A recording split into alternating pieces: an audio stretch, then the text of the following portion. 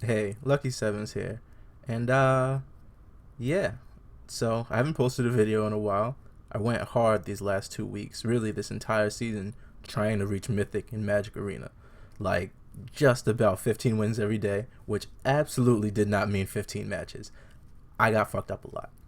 Some days were heartbreaking, and I tried to play some interesting decks to reach there. Ones that were completely off the meta, even if they weren't completely my own.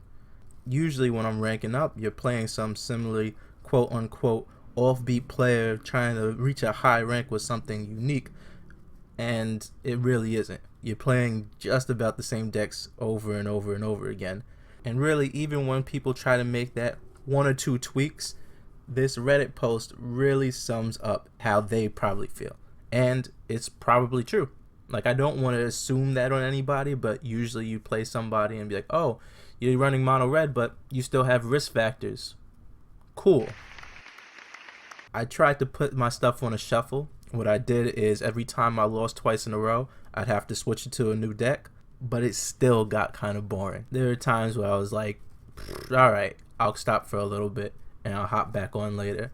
Playing the same 5 decks on shuffle was boring.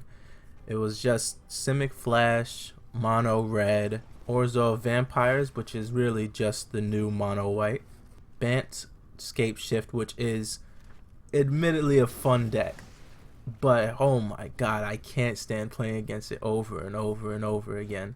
It still got stale. I wouldn't say boring, just the motions became similar every single time, and each new match just started to feel more and more like the last ones. But I've also accepted it. This is the higher ranks. People want to get to Mythic, and even past that, get a good ranking. And even past that, maybe even reach that Mythic Invitational level. So what, they're not supposed to play the best decks? But what I've also accepted is that it isn't for me. I loved crafting crazy brews, and not just ones that combo off, but I feel are very efficient. Just something different, something that hits the meta in a very interesting way, and I also don't see on the ladder often.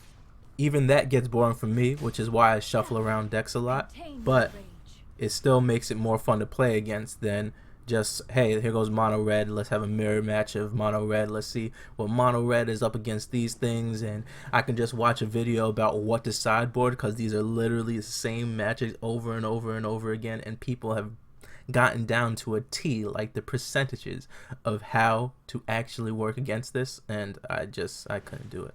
I couldn't do it. And honestly, some people have fun just winning.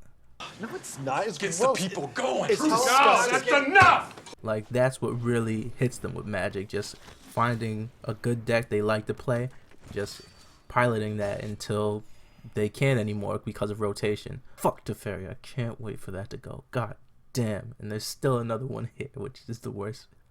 The problem is there's still another one here. I hate Time Raveler too. Fuck. So I'm gonna just keep on doing my own brews, doing my own thing, and I'm gonna keep doing that, hoping to win always, but more so taking my time to just have fun playing with a wide variety of decks. Some that I will do, like that Reddit post, and take and tune to make my own, because similar to how somebody in the higher ranks should be playing a good deck even if it's on meta and a lot of other people are playing it, I'm not gonna not play a fun deck just because a lot of people fuck with it. If it's fun, I'm gonna mess with it. The one thing I am gonna say is that I told myself if I don't make it with 2 days left, I crumble and play mono red, as the video would have so much more validity if I actually reached Mythic rank. I'm very happy to say I didn't have to do that, but in the process, really, I learned there's only 4 things you need to do to reach Mythic rank. 1, know the rules. You know, the ones the game guides you down and Sparky mostly teaches you? Cheers, love. Yeah, those. Alright, there's a touch more intricacy there that some players don't know about because the game systems holding you will try to bend you over from time to time. So, making sure auto tap and placing full control for those end of turn flash creatures, or at least clicking end of turn, with Legion War Boss going to full control because you can't click on the combat trigger, it's very stupid. But before the combat trigger goes off, you have to make sure to kill it, and it doesn't automatically do that for you. Beyond that, you're 1/4 of the way there. That's really step one. Yeah! Because the second is to know how to use the internet. For real, just see what the top meta decks are, copy it, literally use the import button in the game, and bing bang boppity boop, you have created one of the best decks in Magic. Congratulations. But wait, you don't have all those cards. Then steal your mom's credit card or sell a kidney, whatever, just get it done. Nah, I'm fucking with you. The real solution is to play something like mono red. It's prevalent because it's fast and cheap, like dirt cheap. I know you still might not be able to get every single card there, but an even cheaper Calamity version can be used to do daily quests, and in a week you'll probably have enough to get the rest of the cards you need. Or maybe you'll just stick with the Calamity deck. Once I got into the higher parts of Mythic, I realized that some people were playing the Calamity version and fucking me up. Even if you want to use something different, you should look at the deck list so you know what you're playing against. Yes, there are going to be slightly unique ones popping up, but 80% of your matches are going to be copy and pasted from the same exact site you're probably using. So just make sure you know what you're playing against. Knowing the meta, knowing what cards they could have, what they could be holding, for instance, what they could play next that could mess up your plans, that's very valuable information, and that's key. The third step is know your deck. This is what separates the pros from the filthy casuals. They believe in that heart of the cards. They know they're out, so they'll tap correctly so auto tap doesn't completely fuck them, or play the perfect top deck just so you know your outs. So clutch. Those are those, okay, we're tied up and you get that last point for your team type of plays. That will happen every so often. Really, the mulligan is the most important part to focus on though. You need to have early interaction. You need to make sure that you can actually do stuff in the early game and not get run over, because there's a lot of fast decks out there, particularly in something like Feather, where making sure that you have a good sync of spells that protect Feather or kill things like Reckless Rage and God's Willing, and having that right balance of spells and creatures are very important in the opening hand as well. So learning how to play the deck, learning how to mulligan properly is a big part of it still. Also, Feather. That's probably the fifth deck that I see the most. To see the trends of the different kinds of decks at the higher levels are interesting. For a while.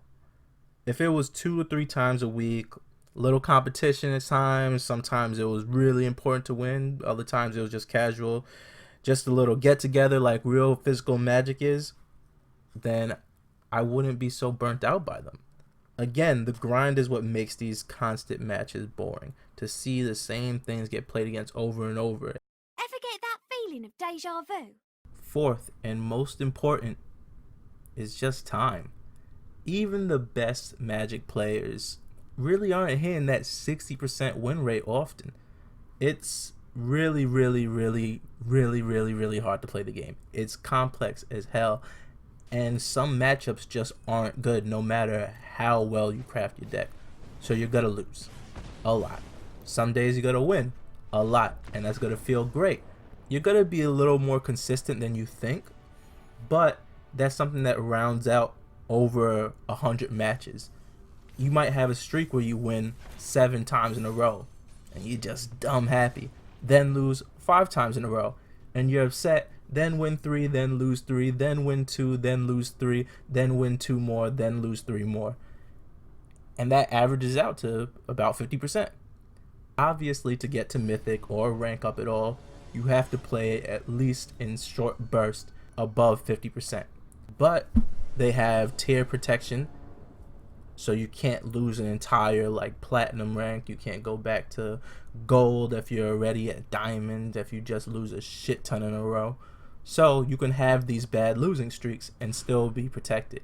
You won't log in the next morning at bronze and Sparky coming in like that paper clip telling you it's alright, with a link saying maybe you should play Hearthstone, it's more your speed.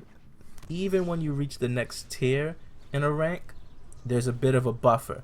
I forgot how much it is. I don't think Magic or, Wizards of the Coast released exactly how many games it is, but I've found that you can lose 2 in a row after you reach the next tier, and it won't push you back down.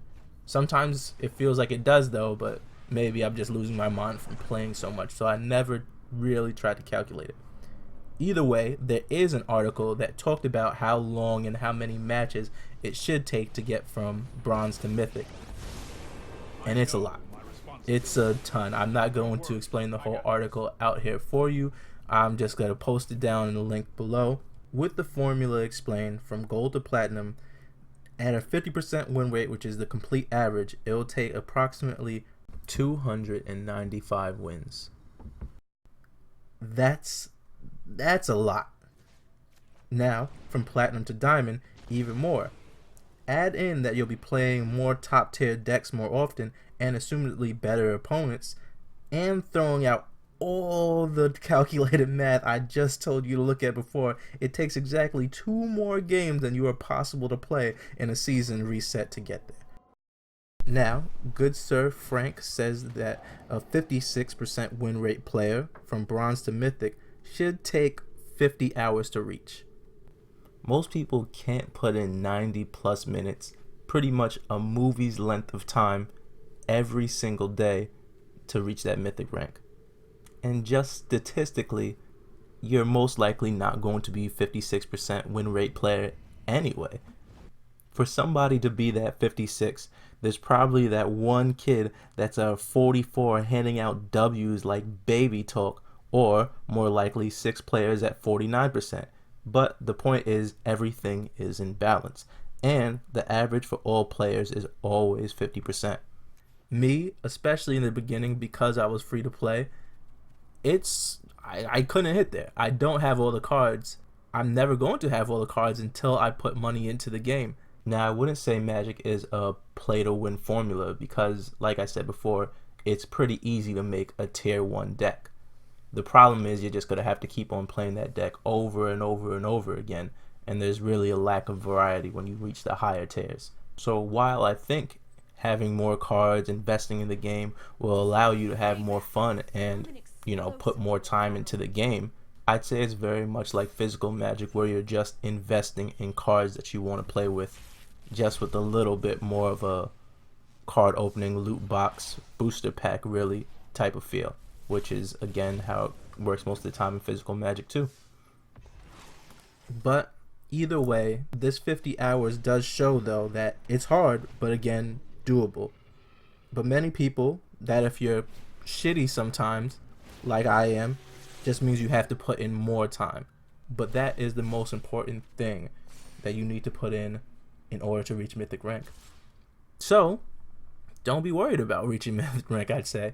It is fun to rank up and see how high you can get, but I remember in Hearthstone, which I used to play also, I never liked the game enough to reach that.